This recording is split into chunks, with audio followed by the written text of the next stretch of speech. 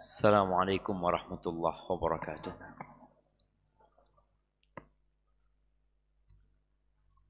Alhamdulillah alladzi anzala alaina al-ma. Segala puji bagi Allah Jalla Jalaluh yang telah menurunkan buat kita air. Karena memang sejatinya segala sesuatu yang hidup itu diciptakan dari air. Tapi kita juga tahu pernah ada air. Dan mungkin akan ada air. Yang menjadi azab dan bala bagi suatu kaum. Maka kalau hujan turun, disunnahkan bagi kita untuk berdoa mengatakan Allahumma sayyiban nafi'an. Ya Allah, jadikan siraman yang bermanfaat. Sebagian kita kalau mendung kemudian turun hujan, itu dia mengeluh. Aduh, udan. Iya. Sehingga seharusnya yang hujan itu bermanfaat, nggak jadi manfaat buat antum. Coba antum katakan Allahumma sayyiban nafi'an. Dan di antara waktu yang mustajab berdoa adalah ketika hujan turun. Antum manfaatkan waktu. Oke, antum basah. Atau orang-orang yang jualan. Jualan apa yang paling terdampak ketika hujan? Mau jualan es, mau jualan bakso, kalau sudah hujan ya ada orang keluar rumah jemaah. Tapi kalau pas dia jualannya siang hari es, kemudian turun hujan, apa yang seharusnya dia lakukan? Tetap berdoa Allahumma sayyiban nafi'an. Dan ketika musim hujan jualannya seharusnya diganti. Ganti apa? Ganti gorengan. Ganti yang panas-panas. Dan subhanallah memang jamaah. Ternyata bisnis itu juga perlu ilmu dan belajar. Kadang-kala ada orang, enggak, saya ini dagangan saya sudah. Sejak zaman dulu saya itu jualan es. Musim hujan tetap musim hujan saya jualan es. Ya semoga Allah berkahin dagangannya. Allahumma salli wa sallim ala abdika wa rasulika sayyidina wa maulana Muhammadin wa ala alihi wa ashabihi ajma'in. Amma ba'd. Ahibati fillah. Kita berbincang tentang perceraian. Tentang pemutusan hubungan yang sejatinya diadakan untuk meraih sakinah, mawaddah dan rahmah. Tapi terkadang yang diinginkan dan diharapkan tidak terjadi. Kita sudah sampaikan bahwasanya cerai adalah solusi terakhir. Dan sebagian ulama menyatakan bahwasanya hukum asalnya perceraian itu terlarang kecuali ketika ada sebabnya. Tapi ada satu pembahasan sebelum kita membahas tentang hukum cerai dalam kondisi emosi. Masalah at-tafwid. Tafwid ini menyerahkan hak cerai kepada istri. Kan sejatinya yang bisa menceraikan itu suami. Bagaimana seorang suami yang mengatakan kepada istrinya, terserah engkau, urusannya aku serahkan kepada engkau. Kalau engkau mau menceraikan dirimu, silahkan. Ada suami yang tidak ingin menceraikan istrinya. Tapi istrinya terus ganyang. Ayo, pegatan aku. Ceraikan saya, talak saya. Sang suami tidak ingin menceraikan. Lalu sang suami mengatakan, urusanmu ada di tanganmu. Kalau engkau mau menceraikan dirimu, silahkan, aku serahkan dirimu kepada dirimu sendiri. Kemudian sang perempuan, oh iya, sudah, aku ceraikan diriku dari diri. Jatuh nggak cerai? Jatuh. Jadi berdasarkan sepakat 4 madhab, jatuh. Kalau benar sang suami menyerahkan kepada istri. Ada perbedaan pendapat di antara para ulama bagaimana kalau penyerahannya itu sejak sebelum nikah. Ketika mau nikah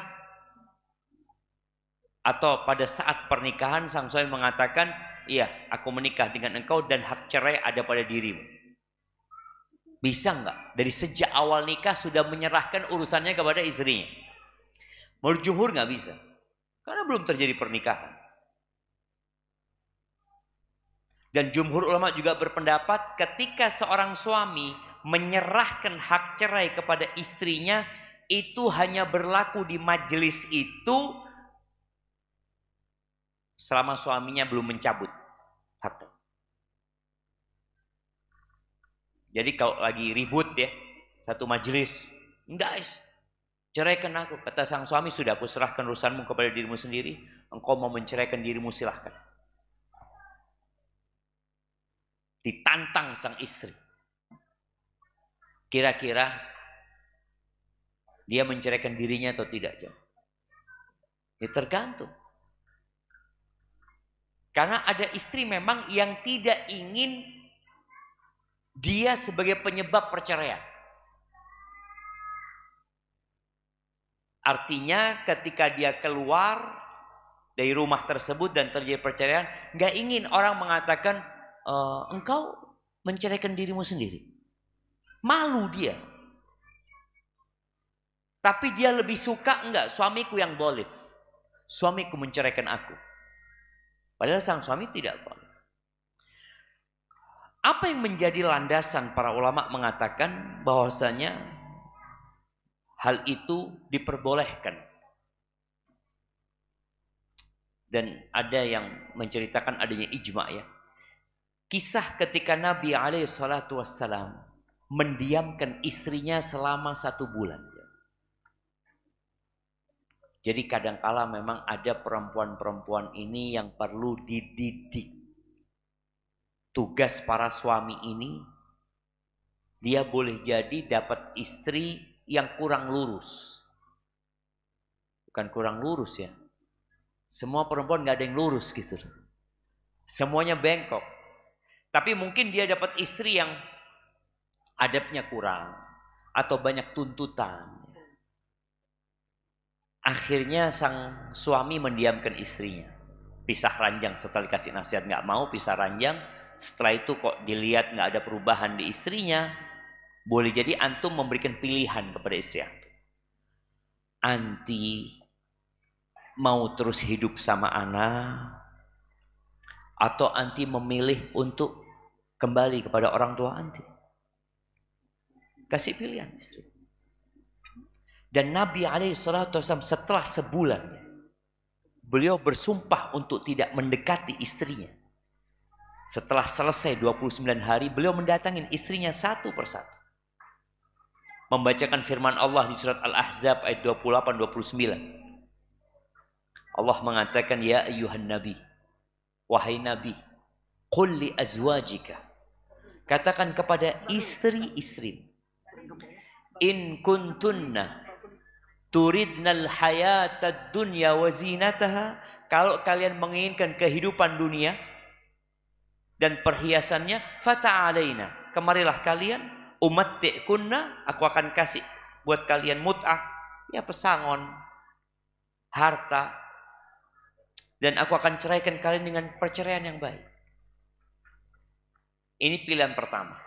Pilihan kedua, wa in kuntunna turidnallaha wa rasulahu, kalau kalian menginginkan Allah dan Rasulnya, wad daral akhirah, dan negeri akhirat,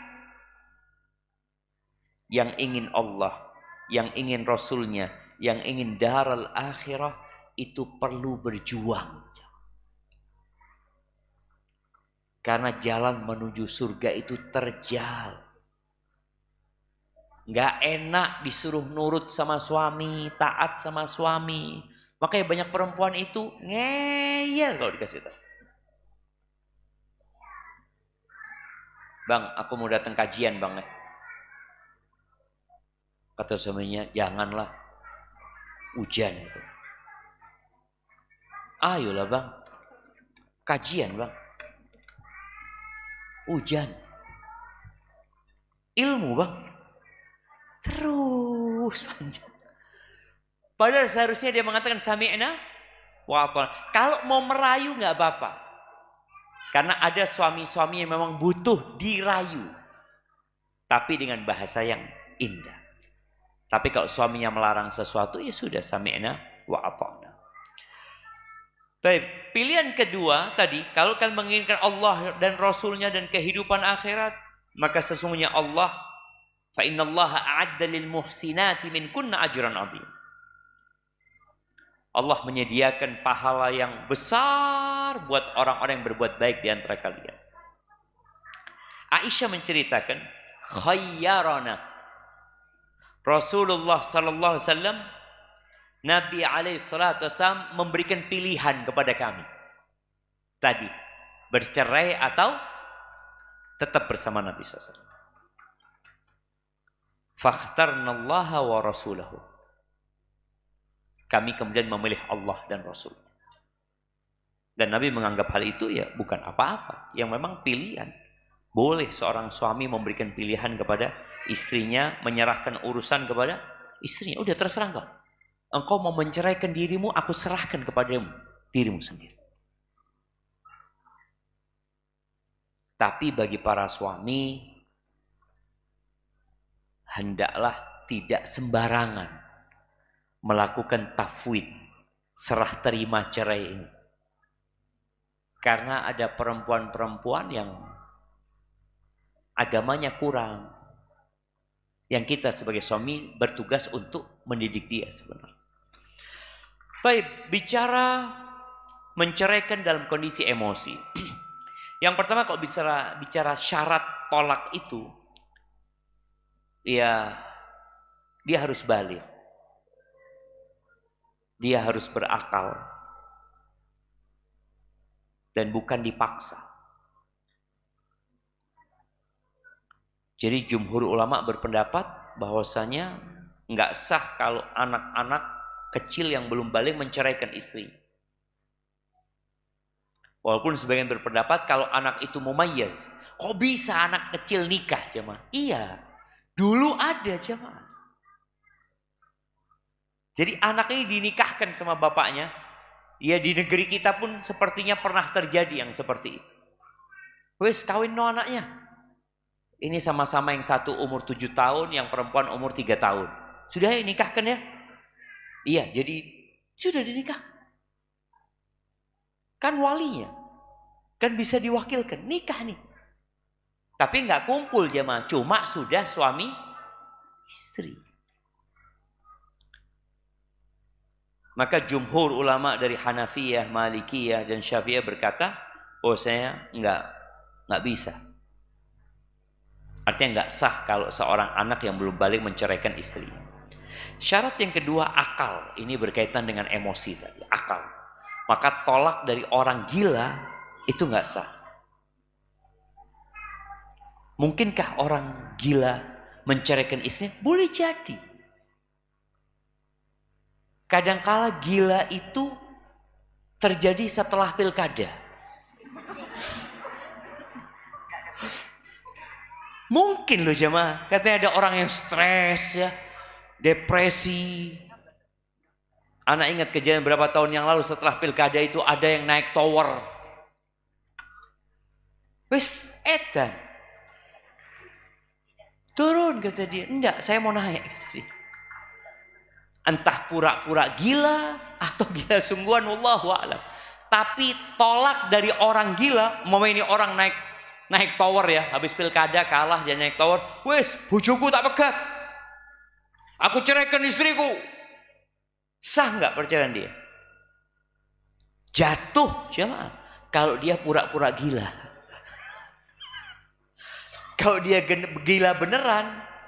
Makanya kan kadang-kala apabila terjadi sesuatu.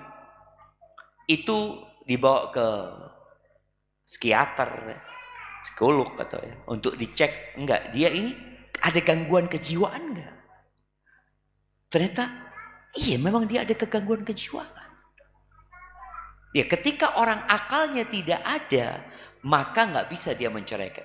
Karena pena malaikat itu diangkat dari 3. Yang pertama dari orang yang tidur sampai dia terjaga. Memangnya orang tidur, mungkinkah menceraikan istrinya? Mungkin. Dia itu sebelum tidur ngomong, duh bojoku ya, ruwet kata dia. Mau tak cerai tapi ya opo. Tahu-tahu tidur mengingau, mengigau. Apa kalau bahasa Jawanya? Ngelindur. Ana masih ingat, nggak tahu ini mahasiswa yang di asrama masih ada loh. Ada santri yang keluar jemaah, ngomong sendiri, terus masuk kamar tidur lagi. Ada seperti itu. Ana merasakan di pondok itu ada yang keluar nanti ya. Dia liatin orang-orang. Terus nanti tahu-tahu di atas kasurnya, jangan rek, ojo rek, anu. Itu kalau dia menceraikan istrinya dalam kondisi ngelindur tadi, nggak sah. Kemudian orang gila sampai dia sadar, dan anak kecil sampai dia balik, dia besar.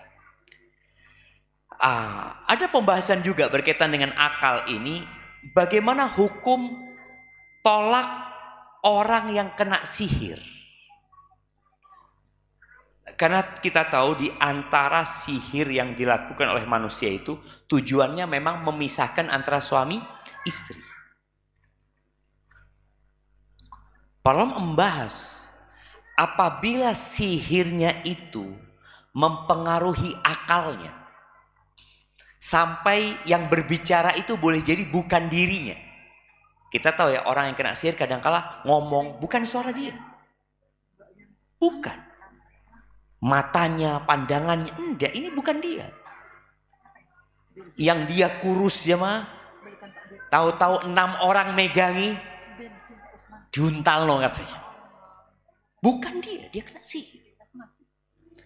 Orang yang kena sihir dan betul bahwa akalnya tidak ada bersama dia ketika dia menceraikan istrinya, maka nggak jatuh. Karena tadi syarat menceraikan itu akal, ada akalnya. Tapi kalau orang kena sihir, tapi dia sadar dengan dia ucapkan. Kan ada orang kena sihir, sihirnya itu ya membuat dia benci sama istrinya. Gak seneng lihat istrinya. Apalagi lihat mertuanya, kepingin dia untal mertuanya. Iya, ada orang yang benci, tapi akalnya nggak sampai hilang. Maka kalau dia menceraikan, jatuh cerai. Intinya akal dia, apakah ada bersama dia, apakah sedang tertutupi sehingga dia tidak sadar, maka keabsahan tolaknya itu tergantung dengan keberadaan akalnya. Nah, kita masuk ke pembahasan hukum cerai orang yang marah. Talaqul ghadban. Orang kalau marah itu jelek jemaah.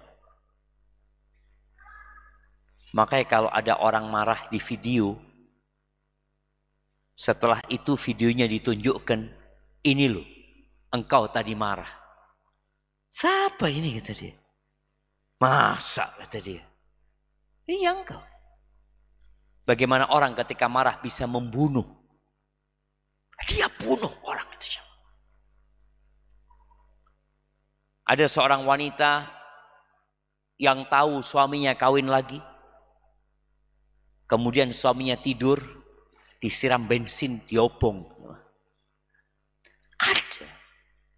Sampai mati suaminya. Kemudian dia menyesal. Pokoknya orang kalau sudah marah itu ya dikuasai sama setan. Bagaimana hukum tolak orang yang marah?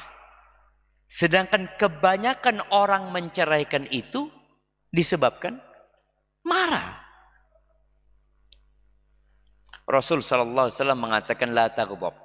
Ketika ada sahabat yang minta nasihat, nasihatnya apa? Jangan marah. La taghdab. Ini menunjukkan marah itu omongan yang diucapkan, ya, perbuatan yang dilakukan, dia akan dihisab. Baik, jumhur ulama berpendapat bahwasanya tolaknya orang yang marah itu jatuh.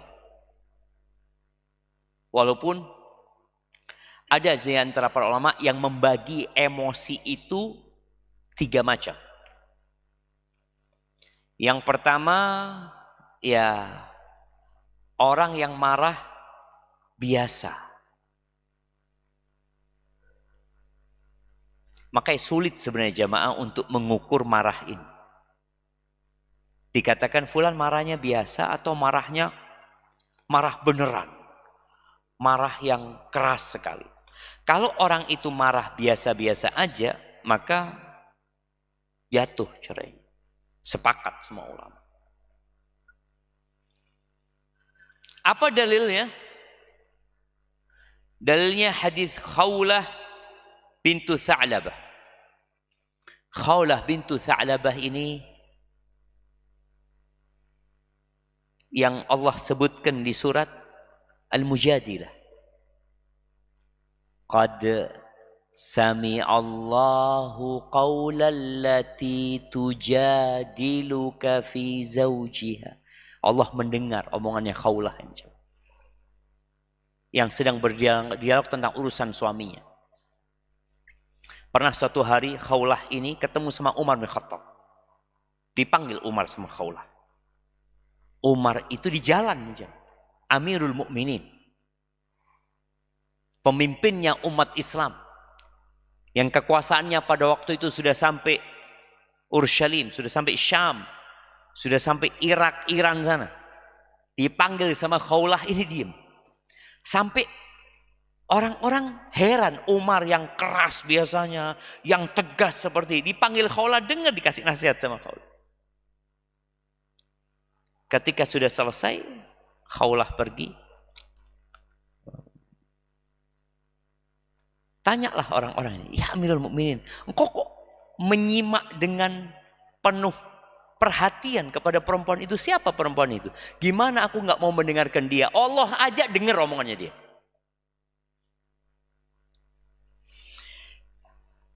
Jadi kejadiannya, Khawlah ini punya suami namanya Aus ibn Samit. Ya ada obrolan sama suaminya. Kemudian Khawlah ini membantah, menjawab. Dan ini penting juga buat para wanita, kalau suaminya ngomong ngasih tahu, kalau bisa jangan dijawab. Maksudnya jangan dibantah. Katakan iyalah. Nah, apalagi suaminya kondisinya marah, katakan iya. Ini Khawlah bantah. Faghadiba.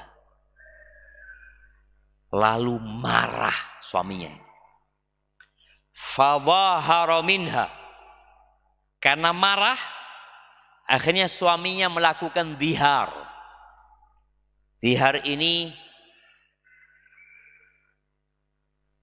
mengatakan kepada istrinya, anti alayya ka dhahri ummi.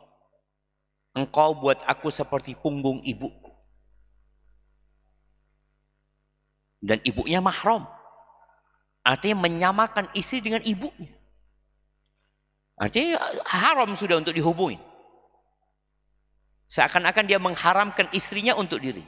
Ini namanya zihar. Wa kana syaikhan kabiran qad sa'a khuluquhu wa dhajir. Suaminya ini sudah tua renta jemaah. Dan subhanallah ya. Salah satu yang menyebabkan kepribadian orang berubah dan karakter orang itu berubah adalah ketuaan. Makanya antum kalau punya orang tua, baik ibu atau bapak, ketika sudah tua renta, mudah marah, mudah tersinggung, wajar. Apalagi sakit, itu biasanya lebih perasa lagi. Ini Aus sudah kayak gitu tuh. Dikatakan akhlaknya udah nggak bener dia. Dan orang yang suka mengeluh. Akhirnya Khawlah ini disebutkan Khawlah ini nggak punya jilbab, nggak punya jilbab buat keluar rumah. Maka pinjem Khawlah ke rumah tetangganya. Supaya antum tahu bagaimana kondisi para sahabat pada waktu itu. Akhirnya dia pinjam jilbab, dia datang kepada Nabi SAW. Maka dia ceritalah Khawlah tentang suaminya. Suamiku ini, ya, setelah aku punya anak dari dia, kemudian dia dengan mudahnya mengharamkan dirinya, melakukan zihar itu. Akhirnya turunlah surat Al-Mujadilah. Intinya dari hadis ini, ucapan suami Khawlah ketika marah itu konsekuensi hukumnya ada dan terjadi zihar itu. Maka akhirnya sang suami kalau mau menghubungi istrinya ada kafarat yang harus dia bayar. Ini sebagai dalil bahwa orang marah itu hukum talaknya jatuh. Taib. Dan zihar itu dulu dianggap tolak dulu jemaah. Dalam Islam enggak, zihar bukan tolak, zihar hukumnya tadi ada kafaratnya. Dan berkaitan dengan hal ini sekali lagi ini hal yang ijma ya, berkaitan dengan marah yang belum keras marahnya jemaah. Itu tadi kan dia omongin gitu marah langsung dia mengatakan anti alaika dhahri ummi. Taib. Yang kedua, marah yang sampai membuat akalnya hilang. Ada orang marah itu sampai nggak sadar. Apa bukti kalau akalnya dia nggak ada bersama dia? Dia nggak sadar, dia ngelempar sini, ngelempar sana, teriak-teriak. Kemudian dia mengatakan, aku ceraikan engkau 1.000.000 kali. Sudah. Sang istri akhirnya pulang ke rumah orang tuanya. Sang suami sadar, istriku mana? Loh, istrimu mana? Sudah kau ceraikan? Loh, enggak, aku nggak nyeraikan istriku. Jadi dia benar-benar nggak sadar dengan yang dia ucapkan. Marah yang sampai puncaknya ini, yang sampai membuat akal itu hilang, seperti orang mabuk jemaah. Maka ulama sepakat nggak jatuh. Nggak jatuh. Kenapa? Karena akalnya nggak ada bersama dia. Maka dia dihukumi seperti orang gila. Dan ini ada yang menukil ijma bahwasanya orang yang marah sampai tertutup akalnya itu seperti orang gila sehingga nggak jatuh cerainya. Taib, yang diperselisihkan oleh para ulama, orang yang marah sampai tingkat kemarahan yang lumayan dahsyat tapi nggak sampai akalnya hilang. Dia sadar. Dia menceraikan istrinya dalam kondisi marah yang memuncak tapi dia sadar. Aku ceraikan engkau. Ya, namanya orang marah. Dia mungkin sambil menahan diri ingin melakukan KDRT sama istrinya. Tapi dia tahan, akhirnya dia ngomong. Dia menceraikan istrinya. Ini permasalahan yang diperselisihkan. Tapi 4 madhab sepakat jatuh. Jadi marah yang biasa, marah yang tengah-tengah ini, itu jatuh. Yang nggak jatuh itu marah yang menutup